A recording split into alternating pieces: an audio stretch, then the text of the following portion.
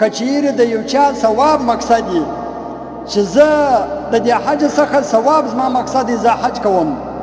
نو د ده دپاره غټه فریضه دا ده چې دا خپل د کلي او کونډو او یتیمانو ته دا د حج نیمۍ پیسې ورکړي کتابو لیکلي دي چې دا تقریبا د 80 حجو زیات ثواب لري که د یو چا ثواب مقصد دی هغه ثواب په کلي کې بغیر مشقته بغیر تکلیفه بغیر ستړیا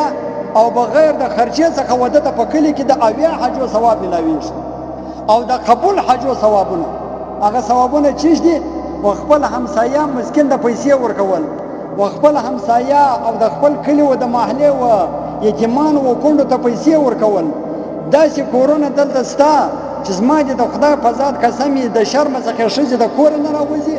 او کشنیانو چې دروازه بنده کړې ده د شرم د کور نه راپرېږدي په اخترو کې یا نور د خوشحالۍ په ورځو کې او یا په عام ورځو کې ولې ځکه کپړې یې څیرې دي صدفان یې نشته ګریوانونه یې ښکاره دي او چوټې نه لري په لوڅو پښو دي خیرن پیرن ببر سرونه په کور کې د صابون نه قسم بلاکه لري او ظالمه ته هر کال حج لځي دا حج به ستا دپاره د جهنم ذریعه جوړېږي ټیک شو یو حج فرض دی ویې که په هغه کې د هېڅ چا اجازه نشته د مور او پلار سره اجازه نشي اخیستی کونډه او یتیم دا د چا په یاد لیکن پاتې شو چې نور دوباره حجونه کوي تر هغه دغه بهتره دی چې د خپل یتیمانو کونډې او سپین سرې یو څوک د ولور پیسې نه لري هغه ته د ولور پیسې ورکړي هغه واده په وکړي هغه په کور کې خونه په جوړه کړي هغه ملډو په جوړ کړي زما د خدای په ذات قسم یې عاجز صاحب دا چې تر 80 حجو قسم بالله چې بهتره دی چې 80 کاله حج ته ولاړ شي زما د خدای په ذات قسم دغه پر بهتره دی چې دا د حج دی و حج پیسې راواخه و دغه ته ورکړه چې کم څوک مسکین دی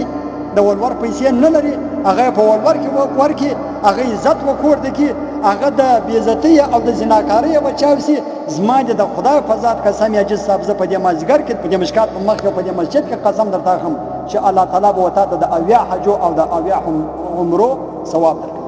کله حج مقصد د حج ثواب د تا په کلی کې درسیږي کله تماشا مقصد دی خو د کال 2 ور عمرې لځه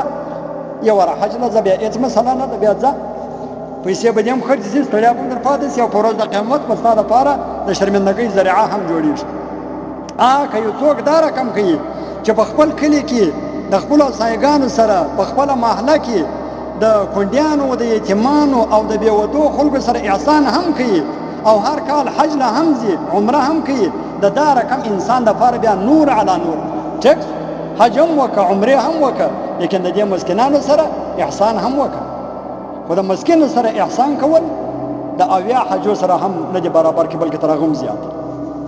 خیر دا خو موږ در چا خپل طبیعت کتاب د خو موږ نه ګورو کتاب کم کتلی انشاءالله دا خبره زموږ لپاره کافي وه مفتي عبد الجبار